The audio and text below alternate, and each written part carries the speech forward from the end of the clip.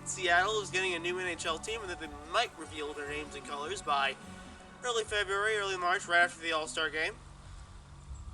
Since there are billions and billions of words in the English language, naturally they narrowed it down to a few dozen. So, why don't you take a trip with me and let's check out the suggestions for the Seattle NHL team name. Well, not suggestions, candidates. Yeah, forgot the word. Come on.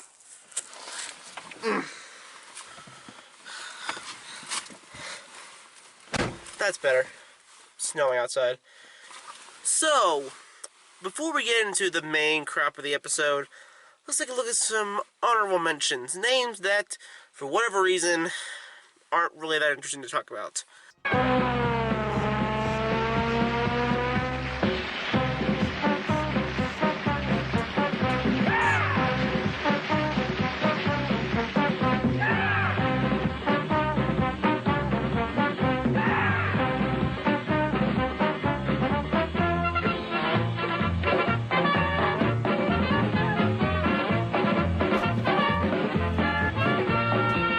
Now we have that out of the way, let's address the octopus in the room. Everyone wants to release the Kraken! And you may scoff at the weird name choice, but this is the league that has team names that are like the Avalanche and the Wild. And hey, they could really make it a swashbuckling pirate theme. I mean, they could do something like the Tampa Bay Buccaneers, where they have a fucking pirate ship as at their stadium. Like a real big pirate ship with cannons and everything. Or they can go the Pittsburgh Pirates way and have a drug-dealing parrot that sells players cocaine. So that's a thing.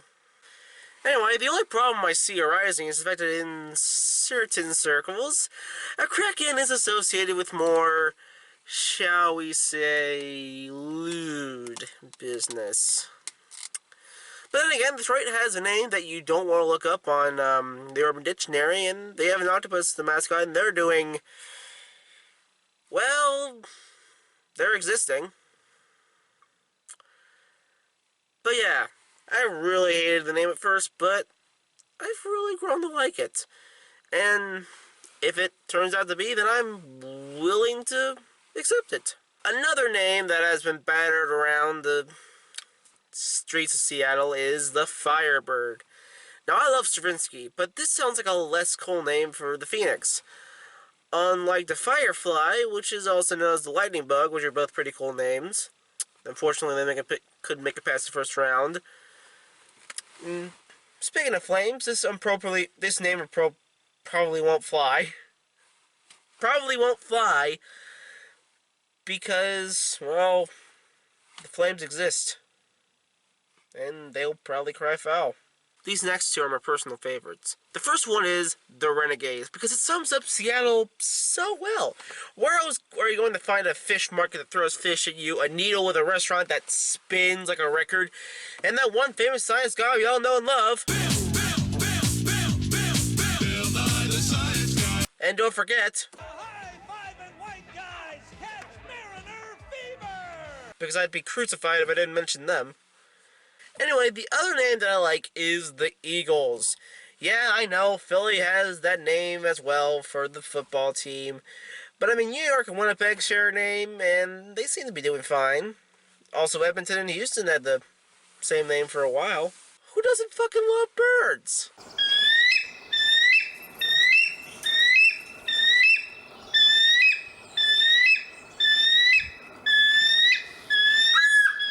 One that I'm not particularly a fan of is the Evergreens.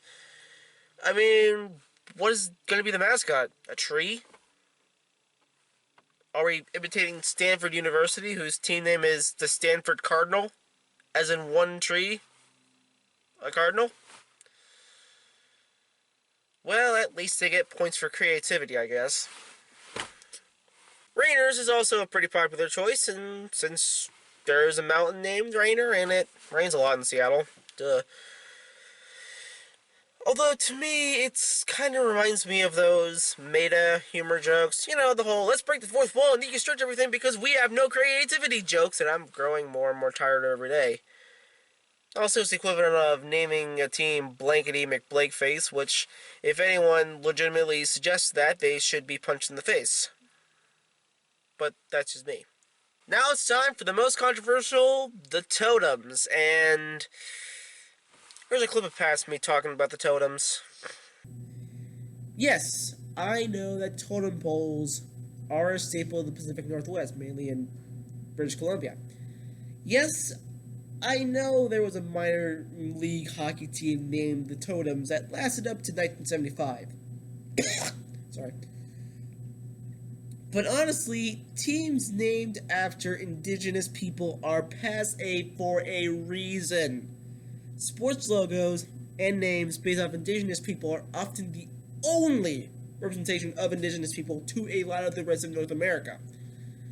And consequently, a lot of the rest believe that those stereotypes are not only true, but that indigenous people have no identity outside of those stereotypes.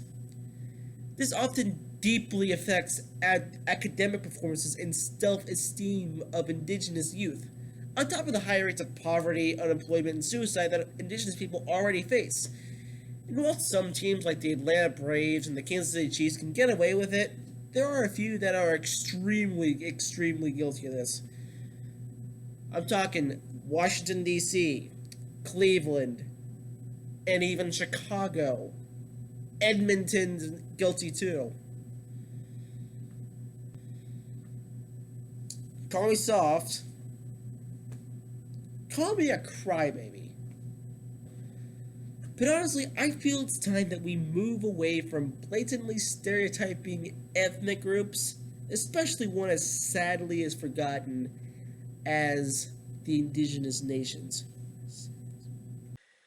Now, the name that I've sort of started to not like is the Sockeyes.